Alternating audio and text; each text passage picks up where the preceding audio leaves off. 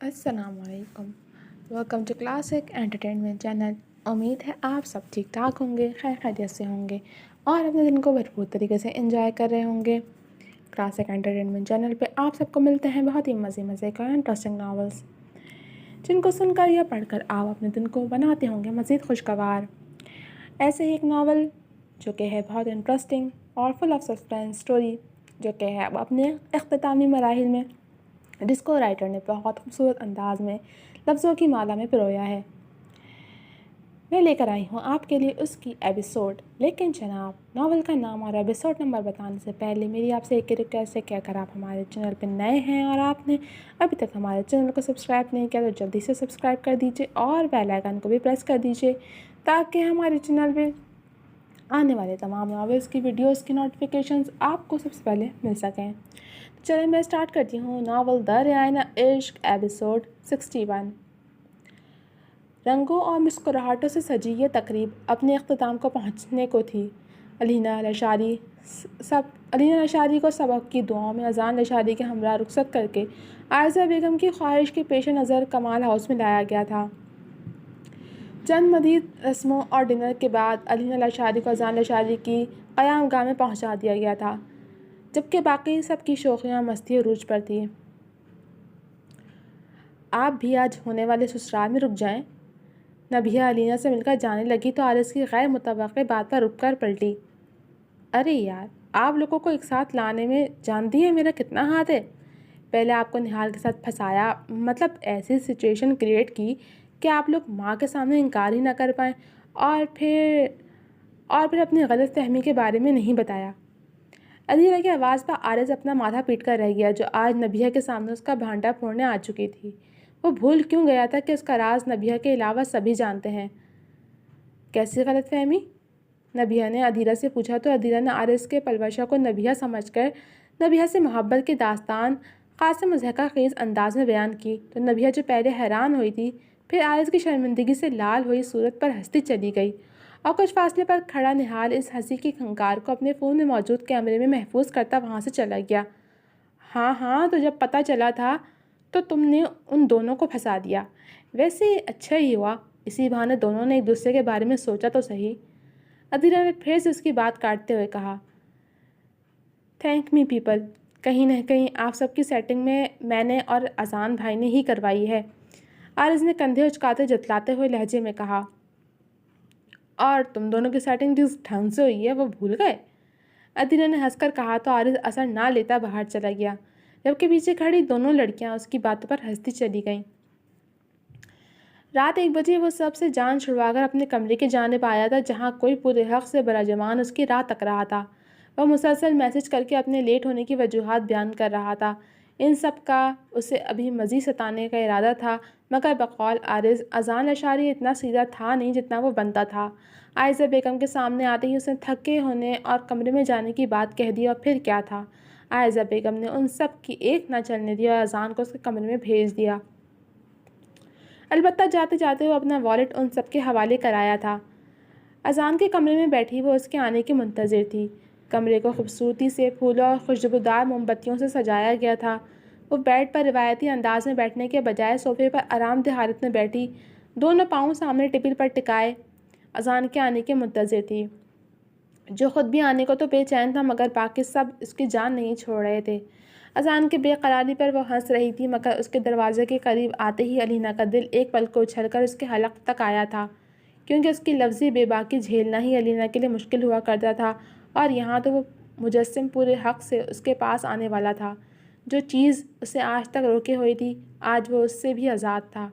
اذان لشاری دروازہ کھولتا اندر داخل ہوا تھا. اس کی نگاہ بلا ساختہ پہلے بیڈ کی جانب اٹھی تھی، مگر پھولوں سے بھرے بیڈ پر وہ ہستی موجود نہ تھی، جو اذان کے لیے ان پھولوں سے بھی زیادہ خوبصورت اور مہکتی ہوئی تھی. اگلے ہی پل مسکرا کر وہ صوفے کی جانب پلٹا تھا. علینا لشاری سے روایتی دلہنوں والی امید تو اسے کبھی ہو ہی نہیں سکتی تھی. ہیلو. اذان کو اپنی جانب متوجہ دیکھ کر وہ مسکرا کر خود کو کانفیڈنٹ ظاہر کرتی کہنے لگی. ہائے.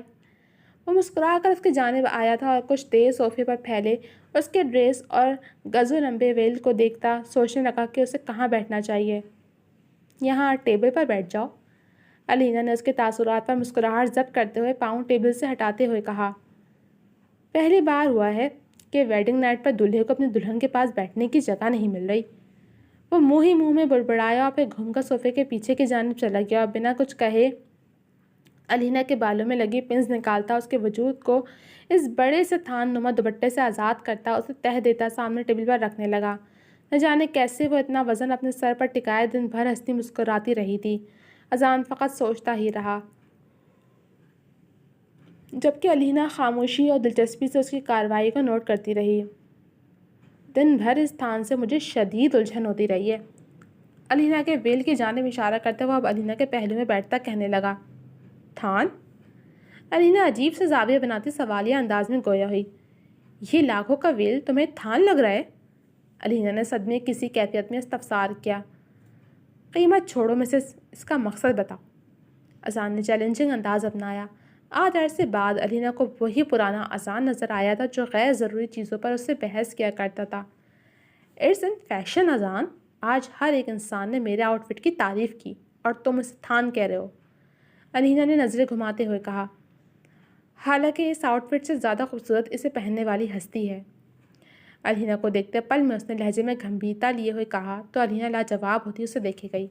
فی الوقت اس غیر ضروری فیشن پر علینا سے بحث کرنے کے موڈ میں نہیں تھا، وہ بھی آج کی رات۔ اب تھان کہنے پر خفا ہو جاؤ گی کیا؟ کچھ دیر علینا کے بولنے کا انتظار کرنے کے بعد اذان نے سلجھو انداز میں اس کے بالوں کی لٹ کو کان کے پیچھے کرتے ہوئے کہا تو وہ مسکرا کر سر نفی میں ہلا گئی۔ اذان کچھ دیر پرتپش نظروں سے اس کو سجے دھجے قہر ڈھاتے روپ کو دیکھتا رہا، جبکہ علینا جو اس کے کچھ بولنے کے انتظار میں تھی اس کی نظروں کی تپش سے ہی اسے گال دہکنے لگے تھے۔ اپنے دل میں ہوتی اتھل پتل کو چھپانے کی خاطر وہ کبھی اپنی جھولتی لٹوں کو چھوتی تو کبھی مانگ ٹیکے کو اور کبھی گلے کے گرد باہیں پھیلائے اس بڑے سے نیکلس کو جو اسی نازک سی گردن پر قابض ہوا بیٹھا تھا۔ اذان نے اس کی حرکتوں کو گہری نظروں سے دیکھتے ہوئے ہاتھ بڑھا کر اس کے نیکلس کے ہک کو کھولا تو اگلے ہی لمحے وہ بھاری بھرکم نیکلس اس کی سراہی دار گردن کو آزادی بخش کر اذان کے مضبوط ہاتھوں کی قید میں آیا تھا۔ اس کی کالر بون پر بنا تل پھر سے اذان کی نظروں کا مرکز بنا تو اس پر نظر ٹکائے ہوئے اذان نے اپنے ہاتھ میں موجود ہار ٹیبل پر دھرے علینا کے دوپٹے پر رکھ دیا۔ یہ پینڈنٹ؟ اذان کی نگاہ علینا کی گردن میں جھولتے لاکٹ پر پڑی تو اسے یقین نہیں آیا تھا۔ یہ پینڈنٹ سالوں پہلے اذان نے علینا کو گفٹ کیا تھا اور تب علینا نے اسے دیکھتے ہی اپنی ناپسندیدگی کا اظہار کیا تھا۔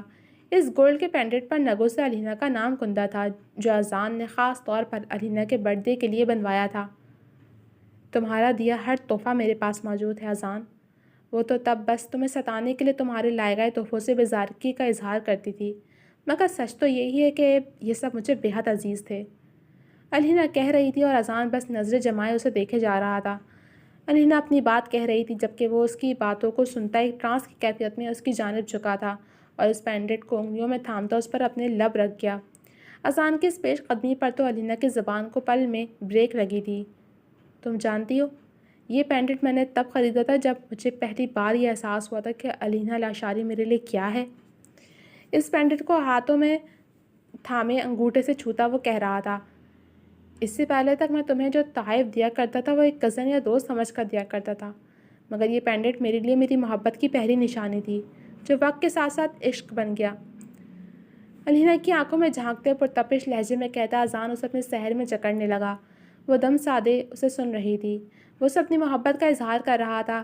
اس کے پینڈنٹ کو تھامے دوسرے ہاتھ میں علینا کے ہاتھ کو تھامے اپنے لبوں سے لگاتا اسے اپنے دل کے جذبات سے پھر سے روشناس کروا رہا تھا، اور یہ احساس ہر بار علینا کے لیے نیا ہوتا تھا۔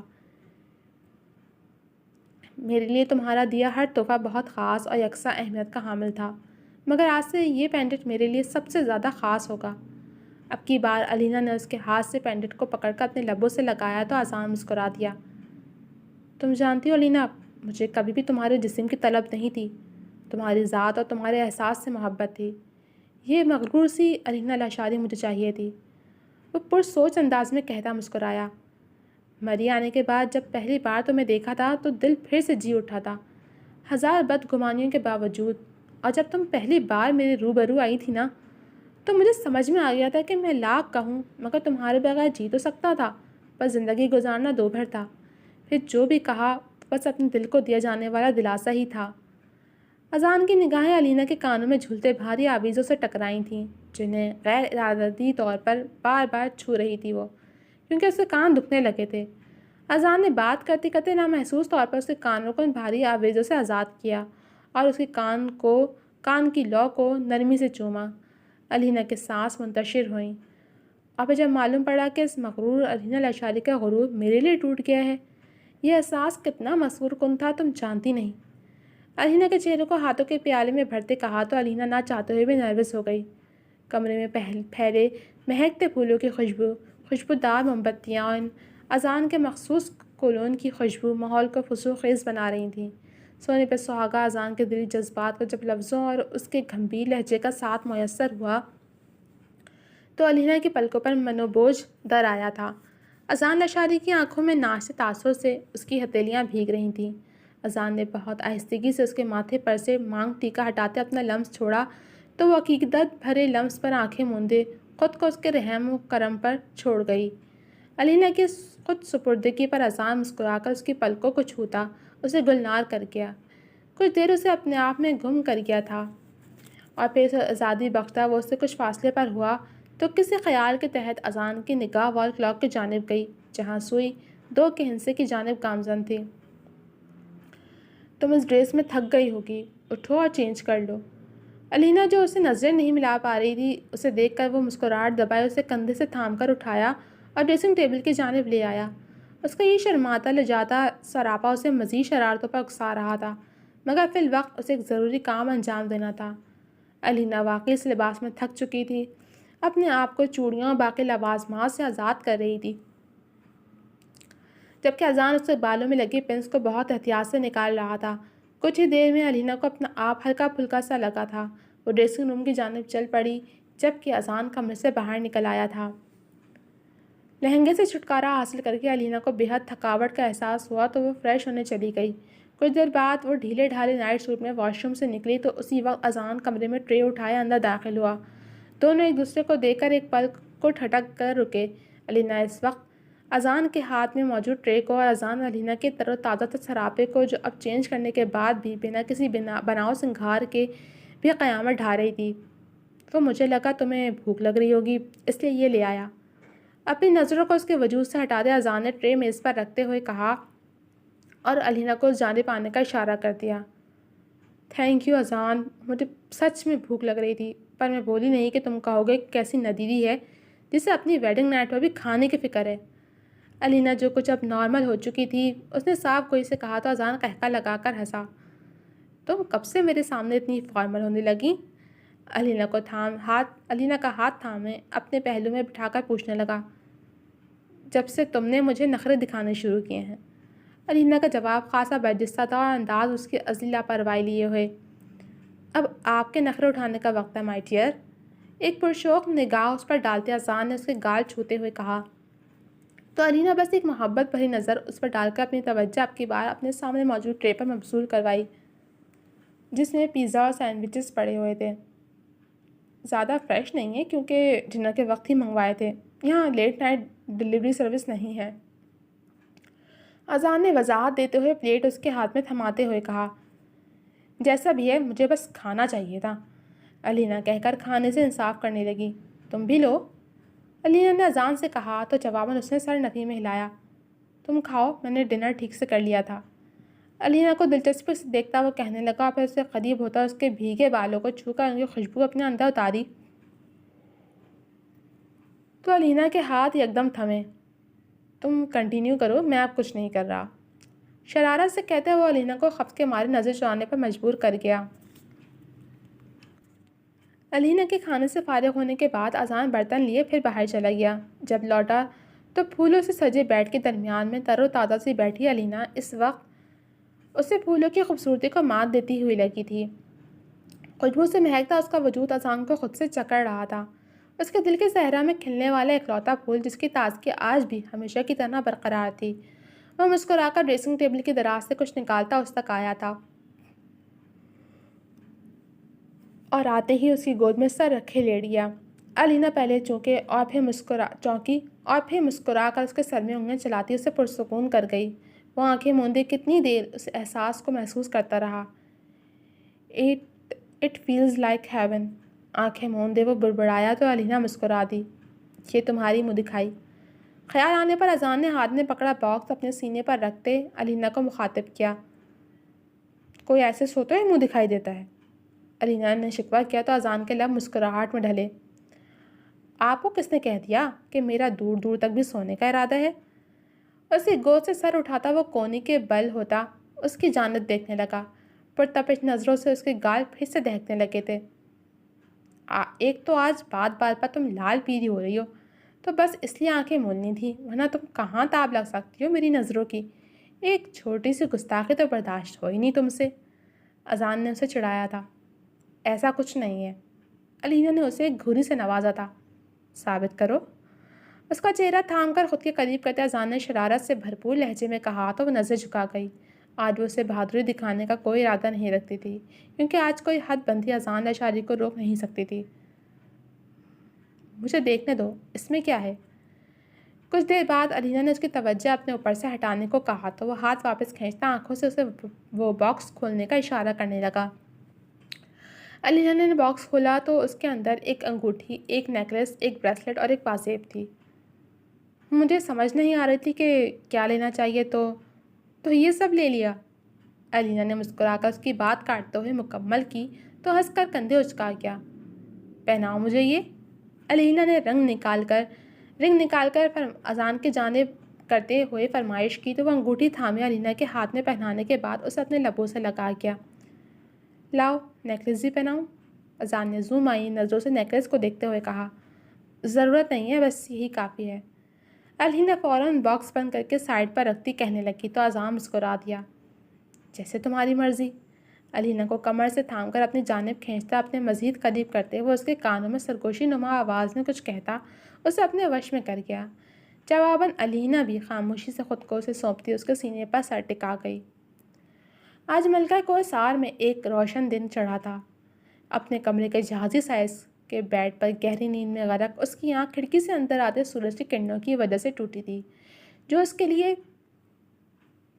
نئی بات تھی۔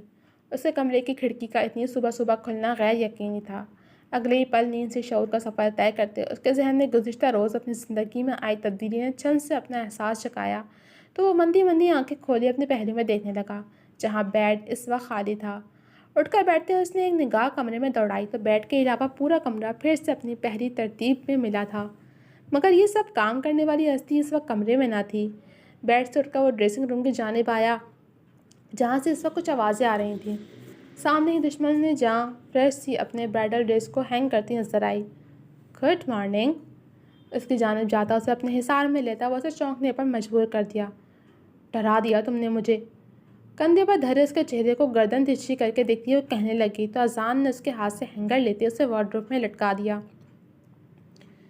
کب اٹھی تم؟ اس کا رخ اپنی جانب موڑتا وہ اس سے پوچھنے لگا جو دانستہ اس سے نظریں نہیں ملا پا رہی تھی۔ فجر کے لیے اٹھی تھی، علینا نے سادگی سے کہا تو اذان ماتھے پر بل ڈالے اسے بے یقینی سے دیکھا۔ علینا میں یہ تبدیلی کب آئی تھی اسے اندازہ نہیں ہو سکا تھا۔ اس کی نظروں کے سوال کو سمجھتی علینا مسکرا دی۔ جو تبدیلیاں تمہارے لیے آئی تھیں اذان، ان کا برملا اظہار میں تم سے کرتی رہی، مگر جو تبدیلی اپنے اللہ کے لیے آئی تھی اس کا اظہار تم سے یا کسی سے کیوں کرتی؟ یہ تو میرا اور میرے اللہ کا معاملہ ہے۔ علینا اس کی گردن کے گرد بازو ڈالتی کہنے لگی تو وہ سمجھتا ہوا مسکرا دیا۔ جب اٹھ گئی تھی تو مجھے بھی اٹھا دیتی۔ اذان نے اس کے بالوں کو چھوتے ہوئے کہا تو وہ کچھ نہ بولی۔ کہیں تمہیں ڈر تھا کہ میں جاگ گیا تو؟ زمانی نظروں سے علینا کو دیکھتا وہ بات ادھوری چھوڑ گیا۔ کوئی ڈر ور نہیں ہے، اور تم بھی زیادہ ہیرو مت بنو، جا کر فریش ہو جاؤ، ناشتے کے بعد ہمیں مام ڈیڈ سے ملنے جانا ہے۔ علینا نے اذان سے فاصلے پر جانے کی کوشش کی جسے اذان نے ناکام کر دیا۔ وہ کوئی پیش رفت کرتا اس سے پہلے ہی اذان کا فون بج اٹھا تو وہ بیزار شکل بناتا علینا کے چہرے کو دیکھے گیا۔ وہ مسکراہٹ ضبط کرنے کی کوشش میں لال ہو رہا تھا۔ جاؤ۔ اپنی کمر سے اذان کی گرفت ہٹاتی وہ کہنے لگی تو وہ بھی ڈریسنگ روم سے نکلتا بیڈ سائڈ ٹیبل پر پڑا اپنا فون دیکھنے لگا جس پر آرس کی کال دیکھ کر وہ دل ہی دل میں اسے کوستا اپنی شرٹ پہنتا کمرے سے باہر نکل آیا تھا۔ کیا ہے؟ سیڑھیاں اترتا اذان جیسے ہی نیچے آیا تو آرس کو اپنا منتظر پایا۔ وہ مجھے پوچھنا تھا کہ ناشتہ آپ لوگ اوپر کریں گے یا نیچے سب کے ساتھ؟ عارض نے سنجیدگی کا لبادہ اوڑے استفسار کیا، جبکہ آنکھوں میں شرارت ناچ رہی تھی۔ رات تو اذان عائزہ بیگم کی بدولت بچ گیا تھا، اب وہ اسے ستانے کا پورا پلان بنا رہا تھا۔ تم نے ناشتے کے لیے مجھے صبح صبح کال کی ہے؟ اذان نے استفہامیہ نظروں سے اسے دیکھا۔ تو اور کیا وجہ تھی؟ اب رات بھر آپ کا جو کھانا کھلانا چلتا رہا ہے، اس کے بعد آپ کو بھوک تو نہیں ہوگی، پر نئی نویلی دلہن کے ہوتے ہم اتنی بے مروتی کا مظاہرہ کیسے کر سکتے ہیں؟ عارض رات اذان کو کچن میں آتا دیکھ چکا تھا، مگر اس وقت اذان کو ڈسٹرب کرنا مناسب نہ لگا تھا، اس لیے اب اس بات کا حوالہ دینے لگا، جبکہ اذان اسے دیکھتا پرسوچ انداز میں سر ہلاتا کہنے لگا، عارض، میری پوری کوشش ہوگی کہ مہرین کا کورس 2 کے بجائے 3-4 سال تک لٹک جائے۔ اذان نے بھویں چڑھاتے عارض کو کہا تو اس کا منہ پل میں اترا تھا۔ مہرین اگلے مہینے کمپنی کی جانب سے بزنس ایڈمنسٹریشن کے کسی کورس کے لیے لندن جانے والی تھی، اور جب تک مہرین کی شادی نہیں ہوتی پلوشہ کی شادی کا کوئی امکان نہیں تھا، اور مہرین کے لوٹنے پر ان دونوں کی ایک ساتھ شادی کا فیصلہ کیا گیا تھا۔ بڑے کو ڈیش انسان ہیں آپ، میں تو بس ناشتے کا ہی پوچھ رہا تھا۔ عارض کی شوخی پل میں ہوا ہوئی تھی۔ ہم تیار ہو کر نیچے ہی آتے ہیں۔ اذان مسکرا کر کہتا واپس سیڑھیاں چڑھتا کمرے میں چلا آیا تھا کہ تیار ہو کر علینا کے ہمراہ ہی نیچے آ سکے۔